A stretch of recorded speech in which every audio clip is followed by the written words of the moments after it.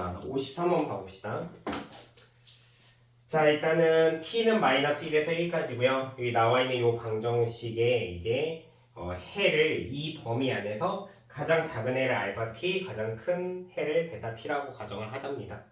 자, 기억니은 디귿이고요. 하나하나 해보겠습니다. 자, 일단 이 녀석의 해 자체가 어떤 상황이냐면요. 사인의 2분의 파이 x가 t가 되든가 아니면은 코사인의 2분의 파이 x가 t가 되는 상황의 해를 물어보고 있는 겁니다. 그래서 어떻게 해석을 할 거냐면 y는 사인 그래프와 코사인 그래프와 y는 t의 상수함수의 교점으로 파악을 할까 해요. 자, 그러면 자, 여기 자, xy축을 그려주고요. 그 다음에 사인 코사인을 같이 그릴 겁니다. 자, 사인 그려주면요. 자, x 범위는 0부터요. 자, 그러면 얘는 둘은 주기가 모두 4입니다. 그래서 사인 그래프는 이렇게. 근데 조심해야 되는 게 끝나는 거 함수가 포함하지 않죠. 자, 그 다음에 코사인도요. 코사인 여기부터 출발하게 되죠. 그러니까 이 개형 그리면은 이렇게 왔다가 그 다음에 갔다가 이렇게 오게 됩니다. 네, 이렇게 그려지게 되죠. 자, 그러면 이 정이 여기 현재 4고요. 그 다음에 그러니까 2가 되고 1이 되고 3이 됩니다. 자, 그럼 먼저 t를요 마이너스 1과 0 사이의 선을 그으라고 했어요. 그러면 대략 여기를 t라고 가정을 해봅시다. 그 해가 모두 몇 개가 나오냐면 이렇게 1개, 2개, 3개, 4개가 나오고요. 만약에 t를 여기에다 그으면 교점이 3개가 나오겠죠.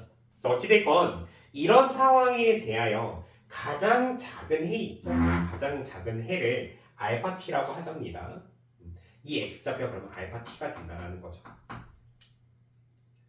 그럼 이 해 중에 가장 큰 해는 여기가 되겠죠.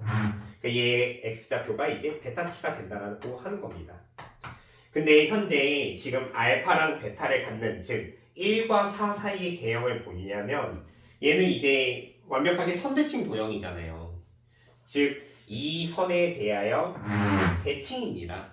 그러니까 이 알파 베타의 평균이나 요 끝에 있는 1과 4의 평균이나 똑같다라는 거죠. 그래서 알파 베타의 합이나 1과 4의 합이 같다. 즉 알파 t와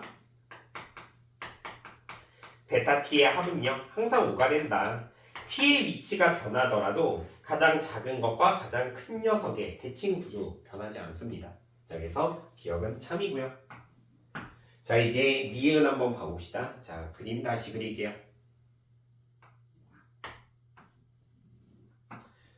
자, 그림 다시 그리면은 먼저 사인 그래프부터 자, 이렇게 그리고요. 그 다음에 코사인 그래프 이렇게 그릴게요.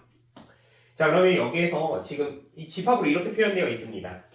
자, 알파 제로 마이너스 아니 베타 제로 마이너스 알파 제로의 값이랑 얘랑 같대요.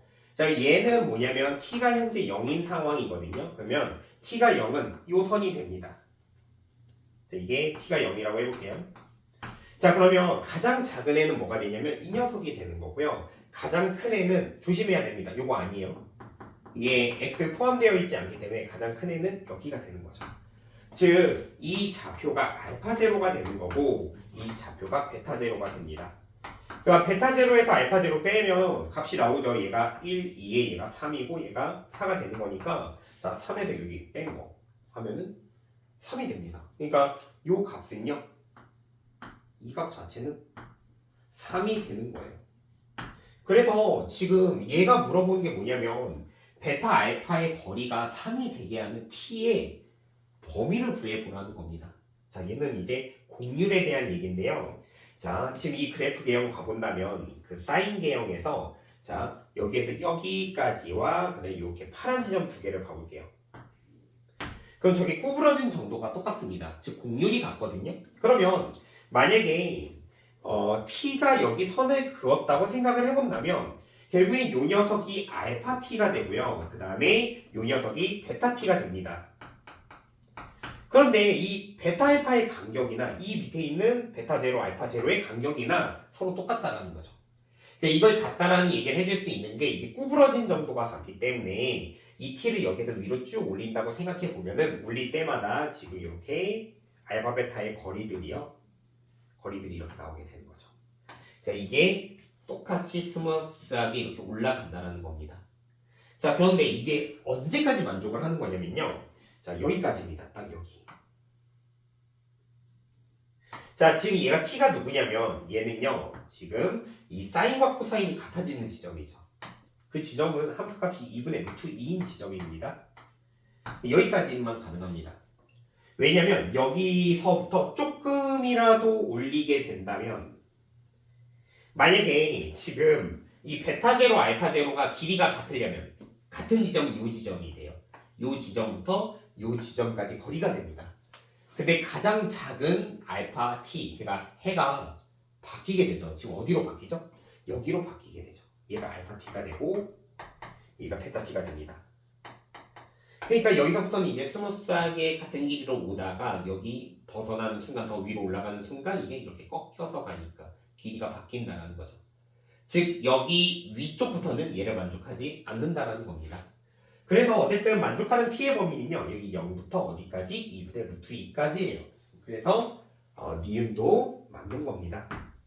자, 그 다음에 마지막으로 디귿 한번 봐보죠. 자, 디귿도 다시 개형 그리고 출발을 해봅시다.